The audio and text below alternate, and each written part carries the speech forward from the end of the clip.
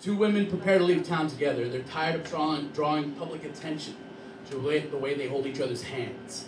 Couples in Idaho do hold hands, they just don't usually look like two women. So they hit the road for California, where people still segregate themselves from each other. And every city's east side is feared by suburbans because for some reason, the local news anchor hates the east side. And he reminds us every night on the nightly news just how dangerous it is with all of its minorities and crime.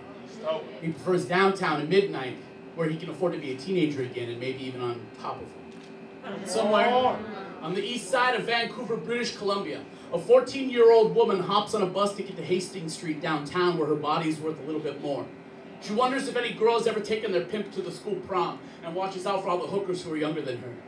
Dead mothers cannot possibly question a child who sleeps through the afternoon.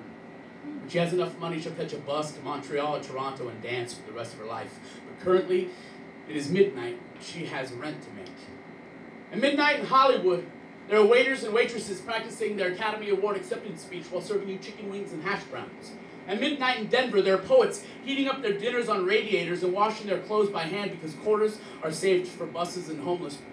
At midnight in Oklahoma City, a teenage girl gets drunk for the first time and realizes it is the best thing to do because it is the only thing to do. At midnight in San Antonio, a man holds a party because the body warmth will heat up his house just long enough to get a few hours of sleep before teaching his elementary school class in the morning. At midnight in San Diego, an illegal immigrant puts American cash in an envelope to be mailed back to his family in Mexico while eating his first Big Mac on his late-night lunch break.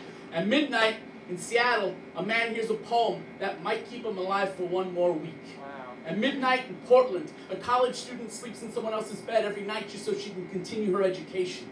At midnight in Milwaukee, a man sits in jail for the first time in his life for a crime he did not commit.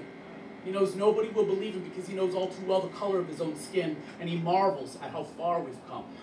At midnight, in some of the worst parts of Detroit, a woman prays to her God for the first time in years because of something she heard on the news.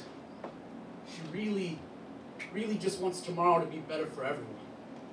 At midnight in San Jose, California, a fat man puts more food into his mouth to try to feel better about the world or simply forget it altogether. At midnight, throughout the rest of the world, people are exactly who they should be. They're you. And you are quite possibly someone you'll never share with anyone else. You are the ones who could leave hot food at the feet of sleeping homeless people and then worry about your next meal when no one's looking. You're the ones who may never function at noon, the ones everyone will say left the planet just a little too soon. You are the ones who might not have tongues, but you have a lot to say. I talk a lot, but I listen. Maybe you're doing what it takes to stay sane and alive. Maybe you're not wearing the finest clothes. Maybe you're online and searching. Maybe you're making free calls on phones you cannot afford, but you're reaching out to yourselves in an attempt to find perfection, whether it is within yourself or in someone else. But somewhere out there, it must exist. It must be possible to achieve what we all want. Because if it isn't, then that means midnight comes to us for no reason. That means we start over every single day for no reason. So there must be something perfect in this world. And I believe that it comes to us all at midnight.